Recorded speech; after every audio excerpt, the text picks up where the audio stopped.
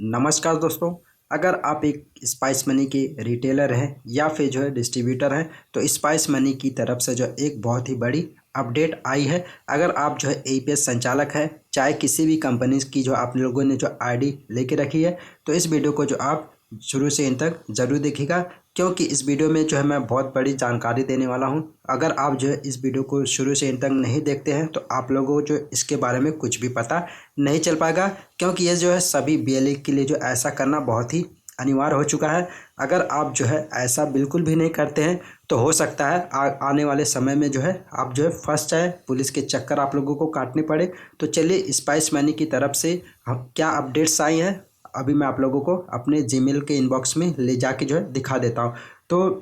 Video को शुरू करने से पहले मैं आप लोगों से एक रिक्वेस्ट करना चाहूँगा कि अगर आप जो हमारे इस यूट्यूब चैनल पर नए हैं तो हमारे इस यूट्यूब चैनल को सब्सक्राइब कर लें और बेल नोटिफिकेशन को ऑन कर दीजिए हमारी हर वीडियो की लगातार अपडेट्स पाने के लिए। तो जिन लोगों ने भी स्पाइस मनी की आईडी लेके रखी होगी, मुझे लगता है सभी लोगों के पास जो मेल चला गया होगा और ये मेल जो है मुझे आज ही मिला है।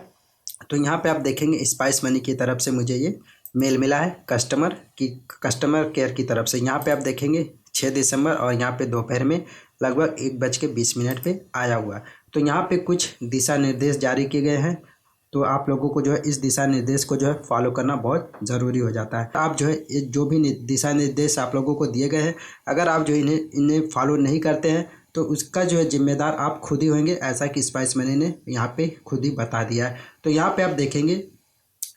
देखेंगे क्या लिखा गया है। यहाँ पे अगर आप जो इंग्लिश में पढ़ना चाहते हैं तो इंग्लिश में भी पढ़ सकते हैं, हिंदी में पढ़ना चाहते हैं तो आप हिंदी में भी, यानी कि दोनों लैंग्वेज में है आप लोगों को यहाँ पे सारी जानकारी दी गई है। तो मैं आप लोगों को जो पढ़ के सुना देता हूँ।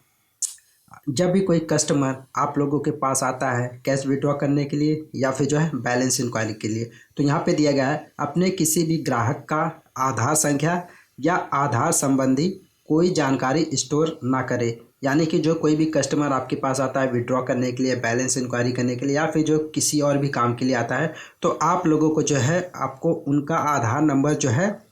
उसे स्टोर करके नहीं रखना है। और कहाँ कहाँ पे स्टोर करके नहीं रखना है, यहाँ पे आप देखेंगे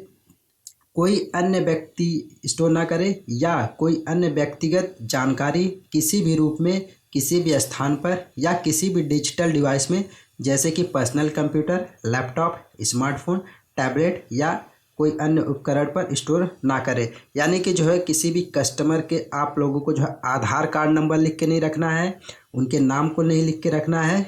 और अपनी कॉपी में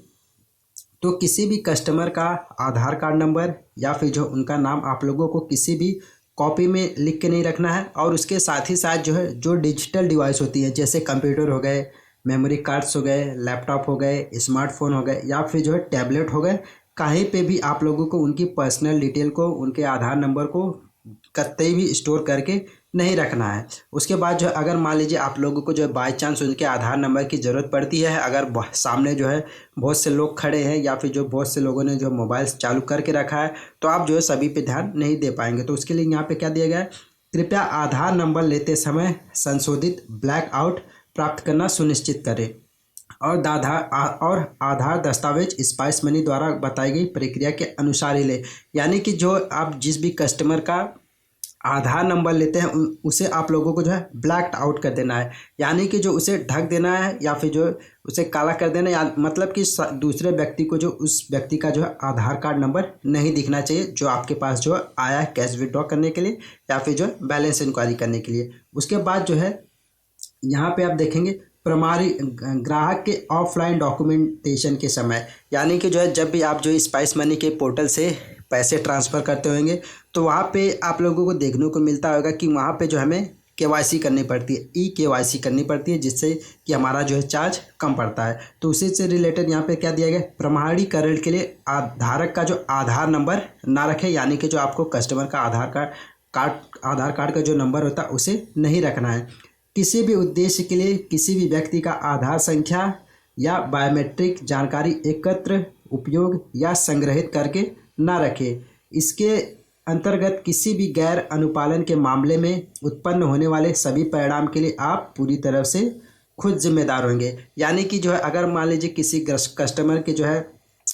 किसी भी डाटा को आप सेव करके रखते हैं, उनके आधार कार्ड नंबर को सेव करके रखते हैं, उनके फिंगर्स को सेव करके रखते हैं, या फिर जो उनके नाम को सेव करके रखते हैं, तो इससे अगर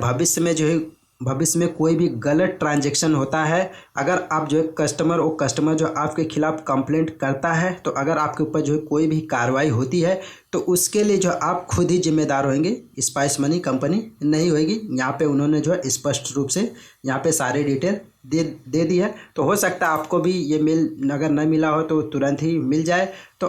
तो आज की अपडेट्स जो है, आज की जानकारी जो आप लोगों को कैसी लगी मुझे कमेंट करके ज़रूर बताएं, और ये भी बताएं कि आप लोगों को जो इस प्रकार का मेल मिला है या फिर जो है नहीं मिला है। तो अगर हमारी वीडियो जो आप लोगों को पसंद आती है तो इस वीडियो को लाइक करें, शेयर करें, और हमारे इस यूट्यूब चैनल को जो है सब्सक्राइब करना ना भूलें।